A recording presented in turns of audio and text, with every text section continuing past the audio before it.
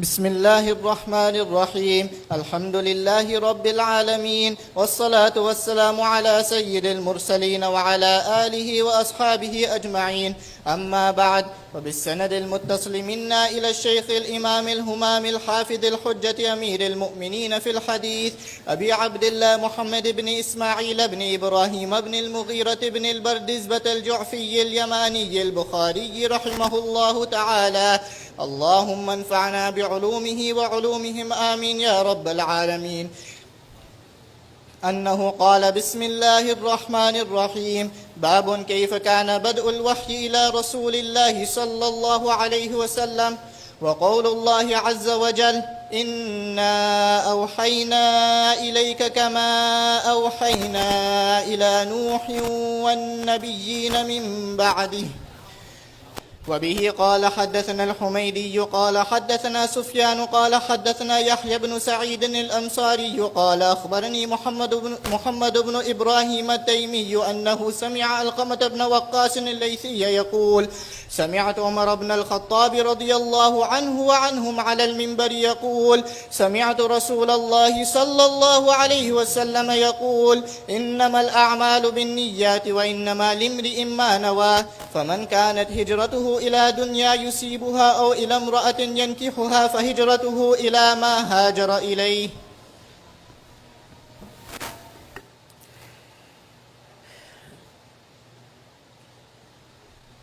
یہ کتاب جس کو بخاری کہا جاتا ہے، نسبت کی جاتی ہے امام بخاری رحمۃ اللہ علیہ کی طرف۔ انہوں نے لاکھوں احادیث کے اندر انتخاب کر کے چند ہزار احادیث کو سندوں کے ساتھ اپنی اس کتاب میں اکٹھا کیا ہے۔ حدیث کی بہت سی کتابیں ہیں۔ امام مسلم رحمۃ اللہ علیہ نے ایک کتاب میں حدیثوں کو جمع کیا، ابو داؤد نے جمع کیا، ترمذی نے جمع کیا، امام نسائی نے جمع کیا، امام مالک رحمۃ اللہ علیہ اور امام محمد رحمۃ اللہ علیہ اجمعین نے جمع کیا۔ اسی طرح سے ایک کتاب یہ ہے جس کو امام بخاری رحمۃ اللہ علیہ نے جمع کیا۔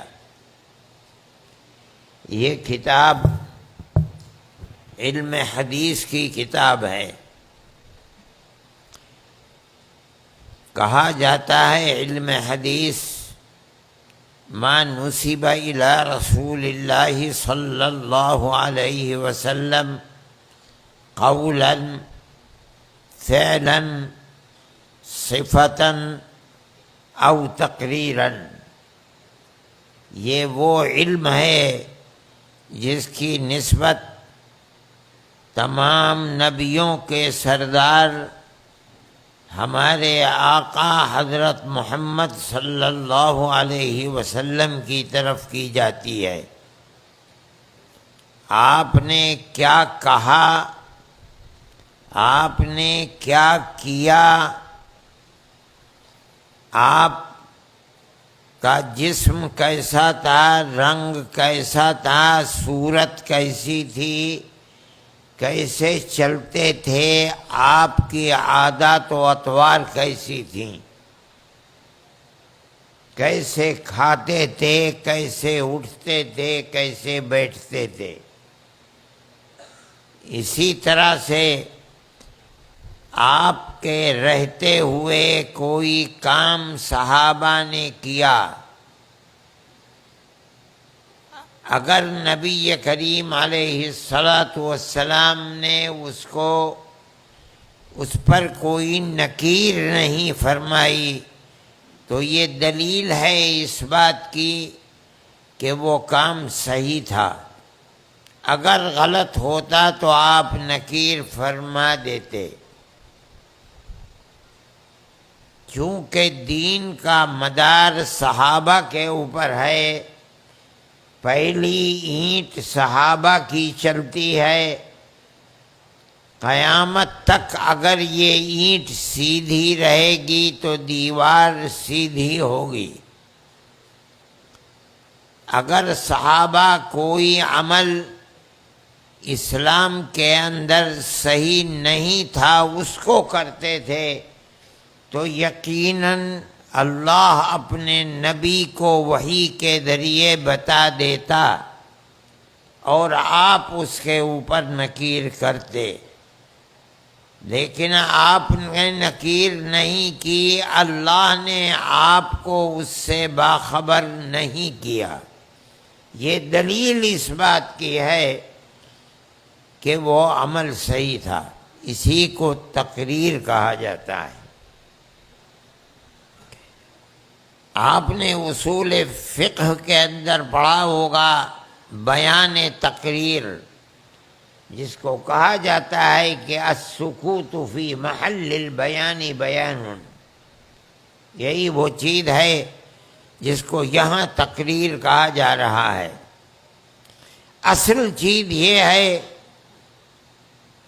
کہ نبی بالکل بے پڑھے لکھے آدمی تھے،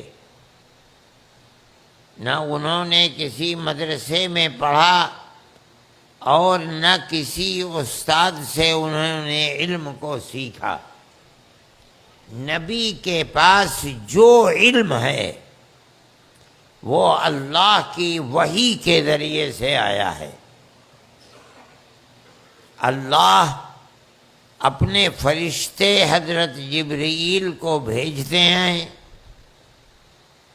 وہ نبی کریم علیہ السلام کے مبارک قلب پر تشریف لاتے ہیں اور علم کو پہنچاتے ہیں۔